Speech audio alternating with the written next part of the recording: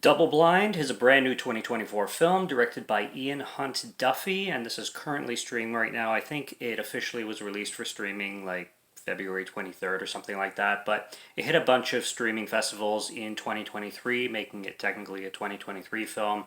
Again, I really don't know how to differentiate sometimes because so many films are released in 2024, but we're hitting festivals in sometimes 2022.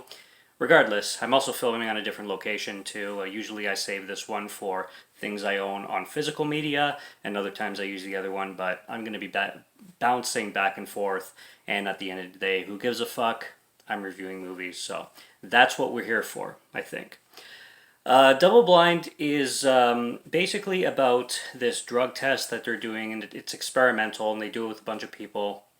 This is an Irish film. I thought it was Australian because a lot of the people seem to have Australian accents, but a lot have Irish too. And from what I've read, I don't know if it was filmed in Ireland, but it's an Irish production at least.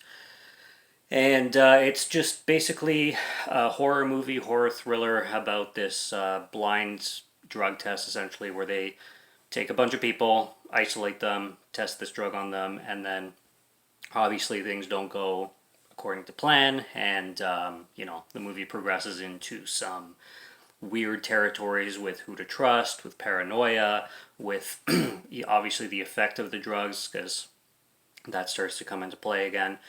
And I'm when it comes to these kind of films, they're very predictable, and I felt going into this one pretty much the exact same way I felt going into A Quiet Place, where I heard the premise, I watched the trailer, and I'm like, okay, monsters, and you have to be quiet so they don't hear you. Well, I kind of get the gist of the story. Like, why do I have to spend an hour and a half watching that story? I can already imagine it going in my head. And it was the same with this one. I went in and I'm like, well, okay, a bunch of people are going to go to a blind drug test when they kind of shouldn't, and they're going to go crazy and crazy shit's going to happen. Like, what can be so interesting about that? But this one actually kind of blew me away. It was a lot of fun. It was paced extremely well, and it doesn't run too long. It's only an hour and a half. The only thing I can say about it that like probably would be a little bit negative would be like I didn't relate to any of the characters too much.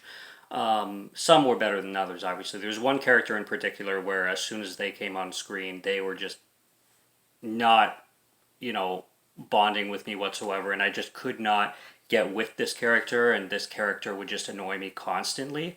Maybe that's just personal. Not saying this person like acted terribly or anything like that, but for the most part, the characters are fairly bland. I think the lead is maybe the best, and there's a couple male characters in there as well who get very intense and make the plot and the theme of the movie get very scary. But that's the one thing I loved about this film is how scary it got. Like, it really fucking takes off right from the beginning, and you have the person running the experiments, and then you see this character kind of change herself, and you see how she's kind of getting scared too. So obviously she's not a villain character, which you would think that the person running the thing would be just a pure villain character. She ends up kind of surprising you in a sense. And then things take a twist, and then things take another turn, and this film feels like it's borrowing ideas from other films, but in a good way, where it kind of it feels inspired, but not like ripping off. Like, I definitely was watching this film in moments and thinking of other movies, but not in a sense where, oh, this is ripping off this. It's just like, oh, I like this idea. It kind of feels like this other thing. And I found that really cool. And it's intense. Like, I liked the intensity of the violence. And some people say, depending on who you are, some people will say this is like a pure gore fest. Others will say like, oh, this gore is nothing. I think it's effective. Like, I think it's pretty gory. I mean, I've heard the same thing about The Sadness. A lot of people, like, I've heard people watch The Sadness or talk about The Sadness and say like, this movie's not intense at all. And I'm like, okay, I mean, there's more intense, sure, but Sadness is not intense at all. Are you kidding? Come on, it's pretty damn brutal. Same with Terrifier and other things like that. So, in my opinion, I would say this film is quite brutal. Like, it is a difficult watch. It's hard hitting.